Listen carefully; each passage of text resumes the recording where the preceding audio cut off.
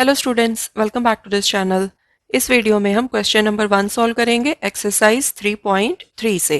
Question हमने लिया है 7th क्लास की पीएससीबी टेक्स्ट बुक से। Following data gives total marks out of 600 obtained by 6 students of a particular class. Represent the data on a bar graph.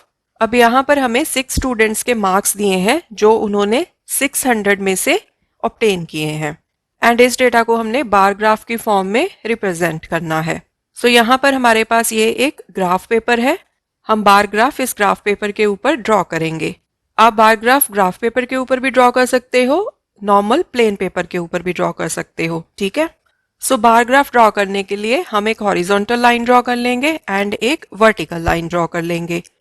Horizontal line पे हम represent कर देंगे students को एंड इस vertical line पे हम represent करेंगे मार्क्स को। सो हमें मार्क्स दिए हैं अजय के 450, बाली के 500, दीप्ति के 300, फयाज के 360, गीतिका के 400, हरी के 540। अब जब हम बार ग्राफ ड्रॉ करते हैं तो हमने ग्राफ का स्केल डिफाइन करना होता है। सो यहाँ पर हम ग्राफ का स्केल डिफाइन कर लेंगे 1 unit is equal to 100 marks. So ये जो वर्टिकल लाइन है ये मार्क्स रिप्रेजेंट करती है। सो यहाँ से लेके यहाँ तक होती है 1 यूनिट। सो 1 यूनिट रिप्रेजेंट करती है 100 मार्क्स। सो ये जो नेक्स्ट यूनिट है ये रिप्रेजेंट करेगी 200 marks, next unit 300, then 400, then 500 and then 600। हमें बस 600 तक ही चाहिए क्योंकि जो मार्क्स आए हैं स्टूडेंट्स के वो आए हैं आउट ऑफ 600। सो किसी भी स्टूडेंट के 600 से ज्यादा मार्क्स तो आ नहीं सकते। सो 600 तक मार्किंग्स सफिशिएंट हैं। यहां पर हम लिख लेंगे scale 1 unit is equal to 100 marks, ठीक है। सो वर्टिकल लाइन रिप्रेजेंट करती है marks of students, horizontal line represent करती है स्टूडेंट्स को। अब इस ग्राफ पेपर में देखो, ये जो 1 यूनिट होती है यहां से लेके यहां तक, इसके बीच में ये 10 हॉरिजॉन्टल लाइंस होती हैं जिनको थोड़े हल्के रंग से मार्क किया होता है।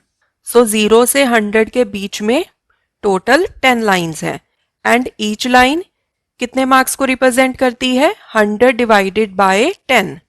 सो 100 divided by 10 equals to 10। So 1 unit में जो एक बारीक लाइन है वो रिप्रेजेंट करती है 10 मार्क्स को। अब पहले हम बार ड्रॉ कर लेते हैं अजय के लिए। अजय के कितने मार्क्स हैं 450।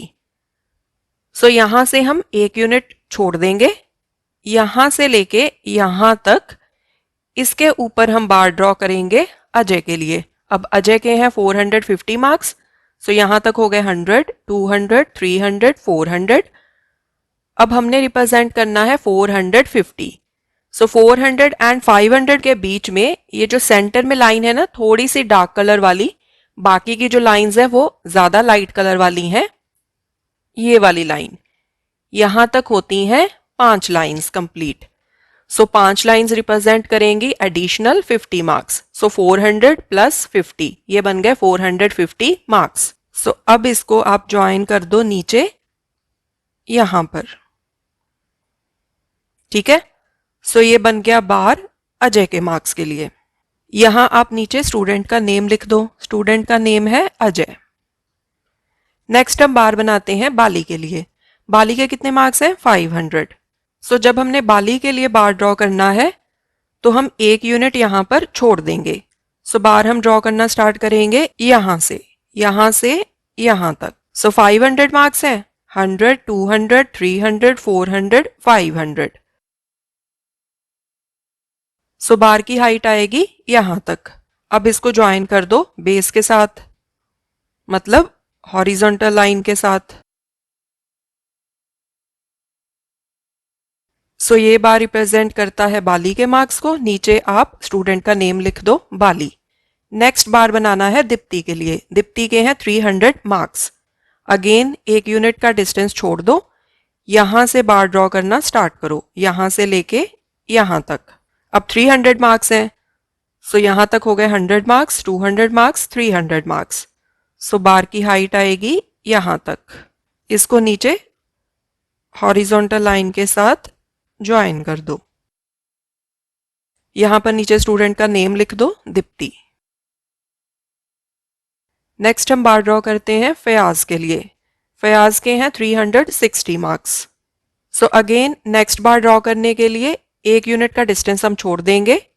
बार ड्रॉ करेंगे हम यहाँ से लेके यहाँ तक, ठीक है।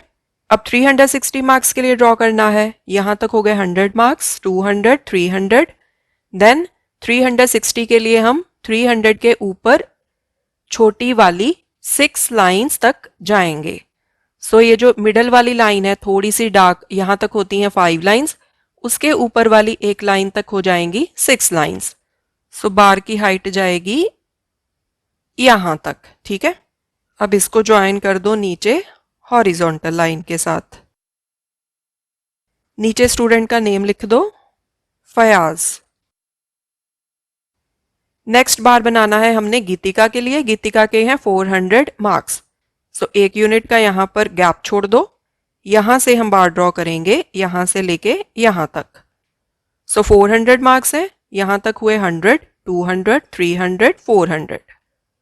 सो बार की हाइट आएगी यहाँ तक। इसको मिला दो नीचे हॉरिजॉन्टल लाइन के साथ। नीचे स्टूडेंट का नेम लिख दो, गीतिका। नेक्स्ट हम बार बनाएंगे हरी के लिए। हरी के आए हैं 540 मार्क्स। सो अगेन 1 यूनिट का गैप छोड़ दो यहाँ पर। हरी के मार्क्स के लिए हम बार ड्रॉ करेंगे यहाँ से लेके यहाँ तक।